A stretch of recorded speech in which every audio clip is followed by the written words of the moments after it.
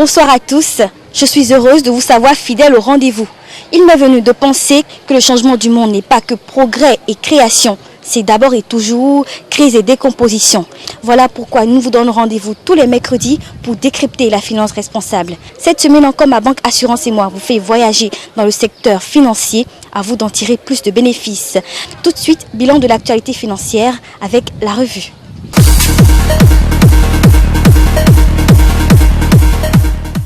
Le Ghana plaide pour la réouverture des frontières nigérianes. Plus de détails dans l'élément que vous allez suivre. Vous retrouverez également un bilan des perspectives économiques régionales en forte croissance dans l'espace UEMOA. Cette rubrique vous est offerte par l'Économiste, premier quotidien économique au Bénin, disponible du lundi au vendredi sur toute l'étendue du territoire national. Restrictions commerciales en Afrique de l'Ouest, le Ghana plaide pour la réouverture des frontières nigérianes.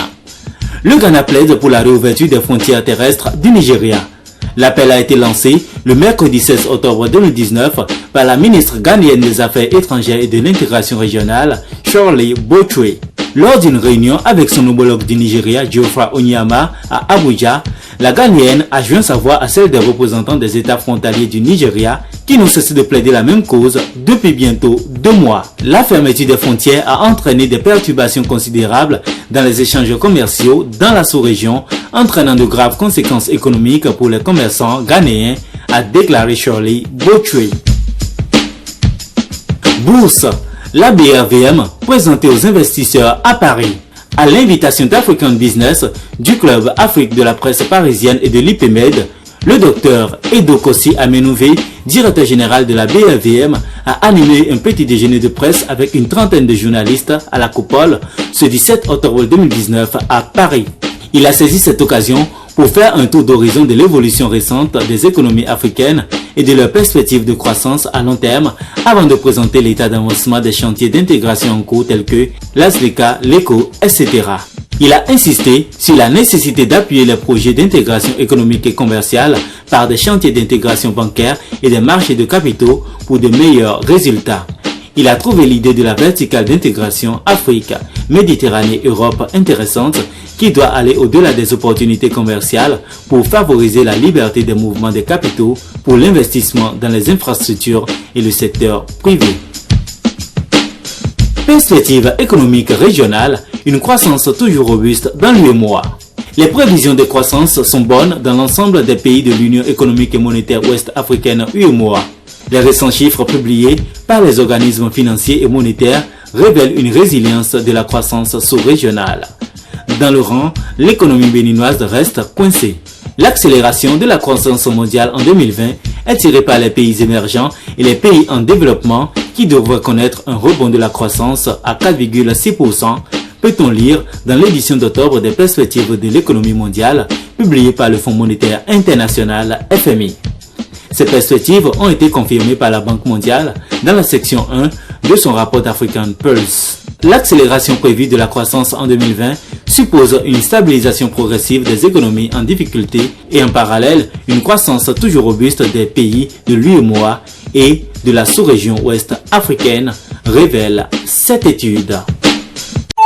Cette rubrique vous a été offerte par le quotidien L'Économiste, premier quotidien économique au Bénin.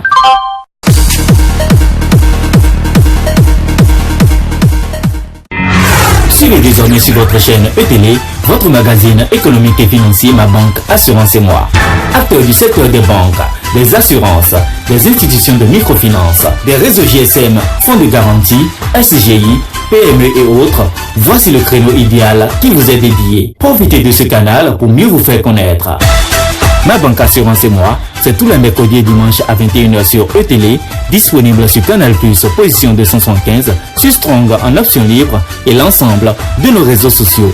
Contactez-nous pour mieux vous faire connaître.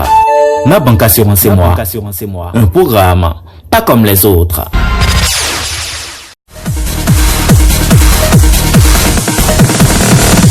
C'est une nouvelle étape que nous allons aborder dans un instant. Restez avec nous pour le forum.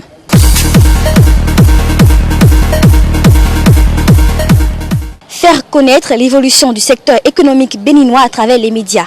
Voilà l'une des raisons pour lesquelles le journal L'Économiste a initié le Club de l'Économiste Il s'agit d'une plateforme d'échange où des acteurs du système financier sont invités pour des causeries-débats avec les journalistes. Pour son premier numéro, le Club de l'économiste a reçu Hervé Gadegbe.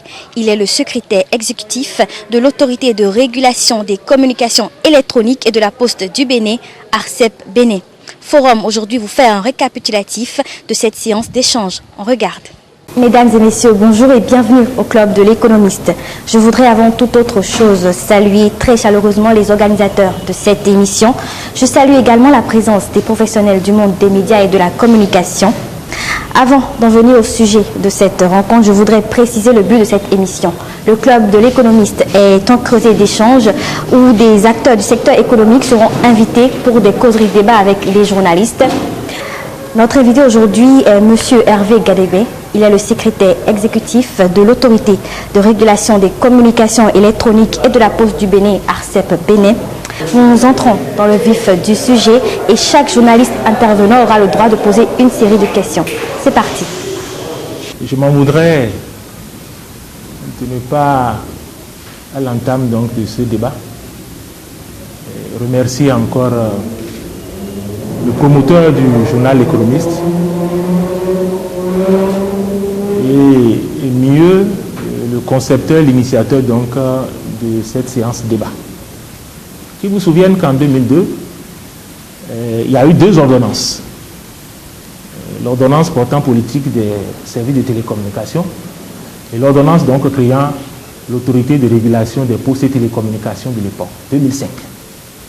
Cette autorité a été mise en place en 2005, puis en 2006, dans le cadre d'un programme de réforme du secteur des télécommunications, cette autorité a été donc mise en parenthèse pour donner place à l'autorité transitoire de régulation des postes et télécommunications. Les missions n'ont pas varié. Les appellations peut-être ont changé.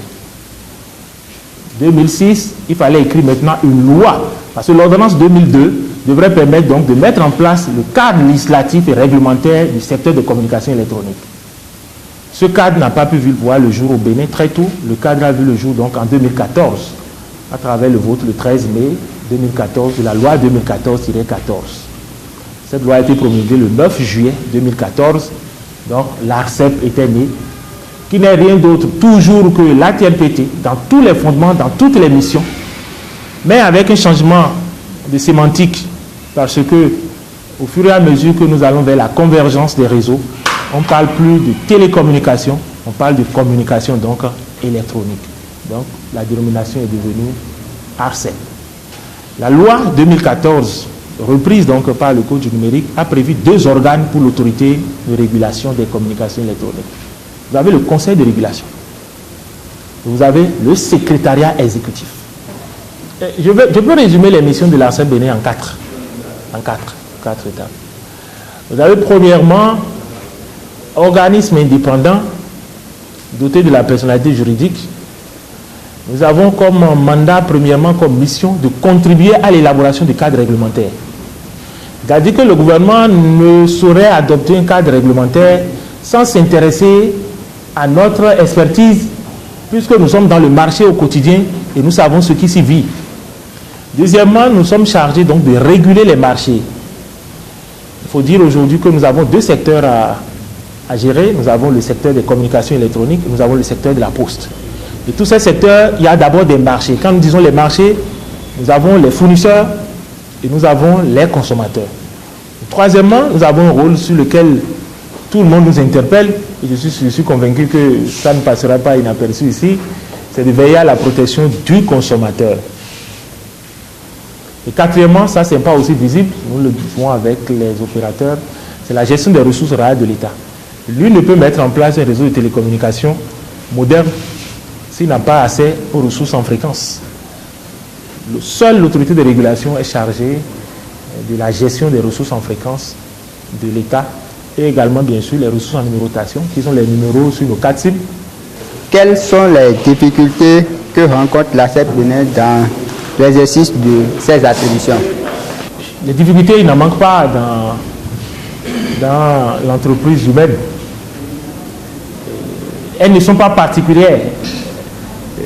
Elles sont liées à notre secteur d'activité. Notamment quand vous voulez satisfaire le consommateur, vous exigez des opérateurs qui donnent un niveau de qualité. Et que ce niveau de qualité, des fois, est tributaire de certains facteurs de base. Je vais citer par exemple, la capacité à fonctionner d'une station de base dans une région est aussi fonction de la disponibilité de l'électricité. Donc, quand vous assignez à un opérateur qui doit être présent dans les communautés et qu'il installe sa station de base, et pour un autre facteur qui n'est pas nécessairement un facteur du secteur, vous comprenez que ça dérange. C'est une difficulté et pour laquelle aussi bien le gouvernement que les opérateurs, nous travaillons à trouver des solutions. Deuxièmement, nous avons le niveau de développement des infrastructures. Le service mobile, en partie, est assis sur le réseau d'infrastructures télécom. Et ce réseau d'infrastructures télécom, en termes de déploiement d'infrastructures, de fibre optique, cela a été laissé à l'opérateur historique qui est Bénin Télécom Infrastructure. C'est ce qui a valu que le gouvernement a dû initier ce qu'on appelle le projet PDIDT pour renforcer l'infrastructure de télécommunication.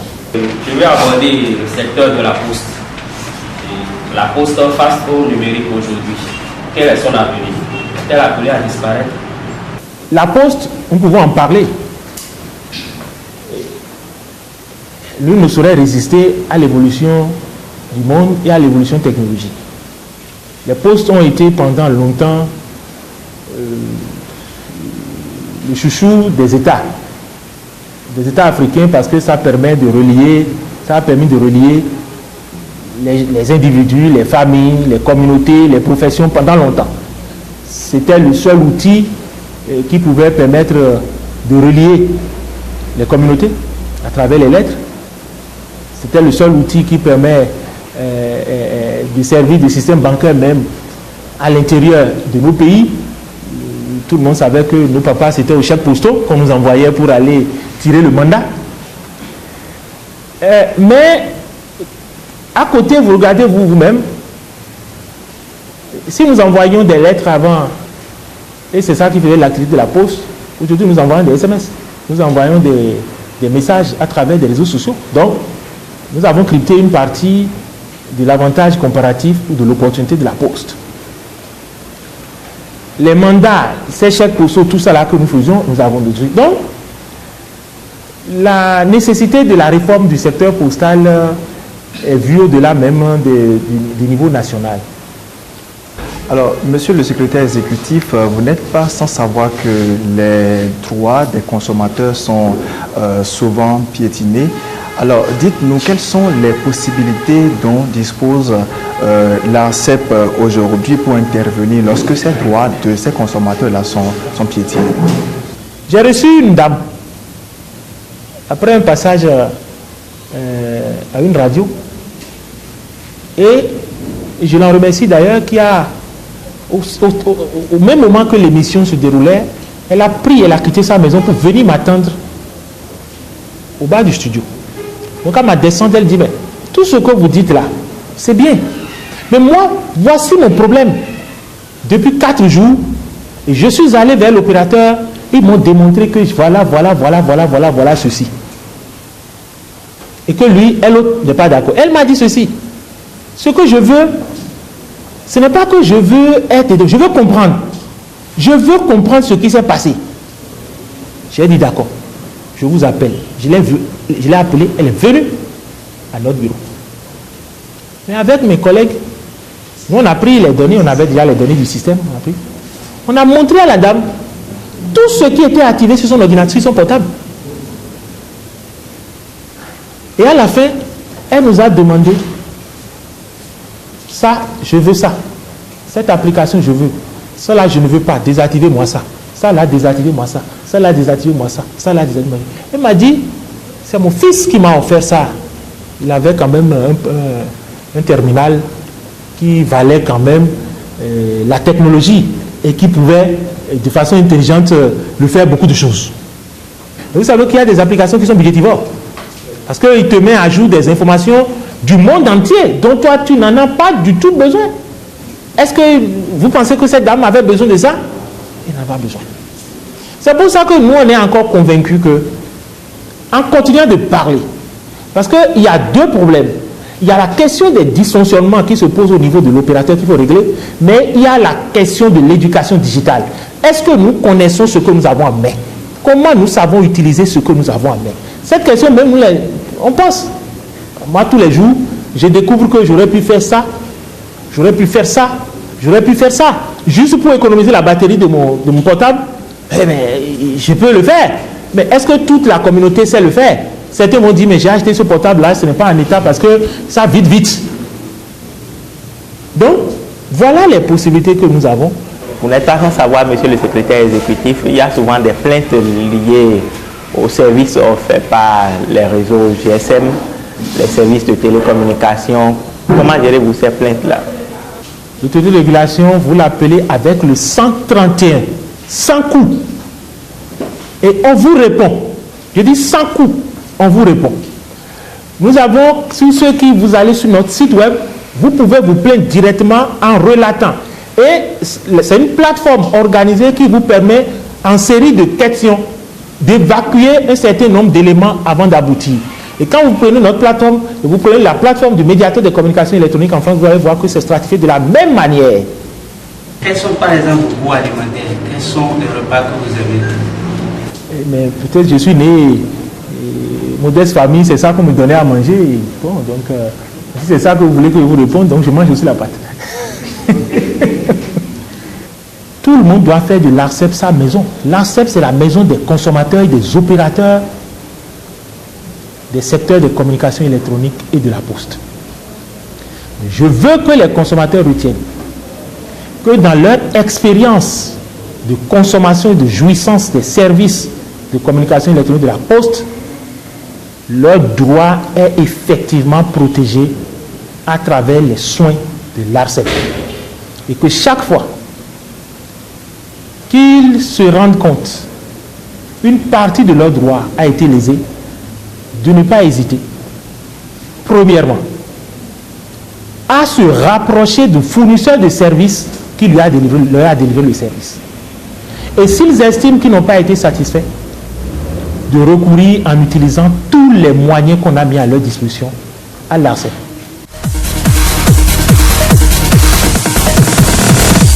Si vous venez de nous rejoindre, vous suivez Ma Banque Assurance et moi. Et notre prochaine rubrique, c'est Dico Eco.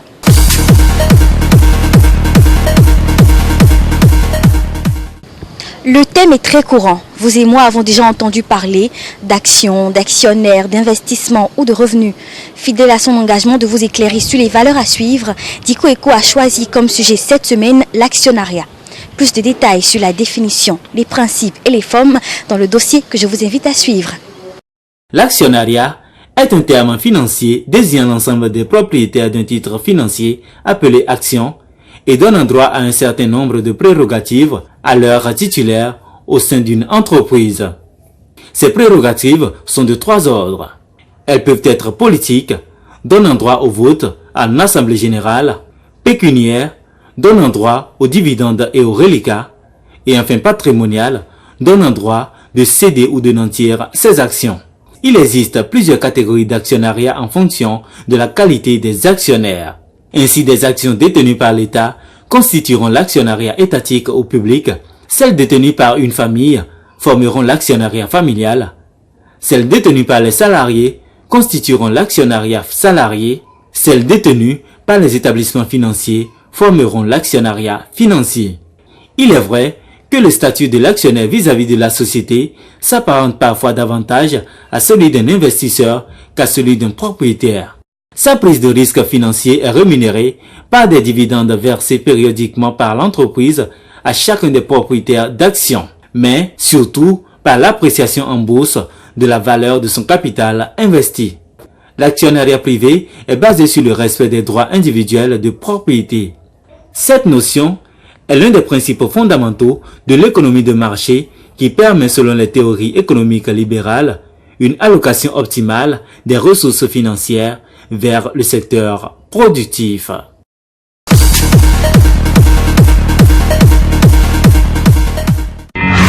Suivez désormais sur votre chaîne E-Télé, votre magazine économique et financier Ma Banque Assurance et Moi.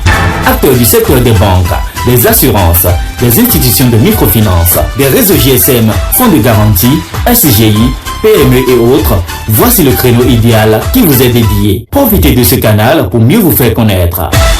Ma Banque Assurance et Moi, c'est tous les mercredis et dimanches à 21h sur E-Télé, disponible sur Canal+, position 275, sur Strong en option libre et l'ensemble de nos réseaux sociaux. Contactez-nous pour mieux vous faire connaître. Ma Banque Assurance et Moi, un programme pas comme les autres.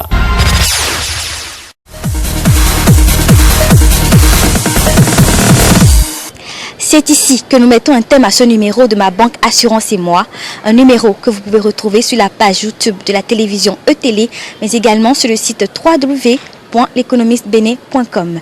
Ne l'oubliez pas, si vous êtes une banque, une compagnie d'assurance, une institution financière, contactez-nous, l'adresse s'affiche au bas de votre écran. Merci de nous avoir suivis, on se donne rendez-vous très prochainement pour de nouvelles aventures. D'ici là, portez-vous bien.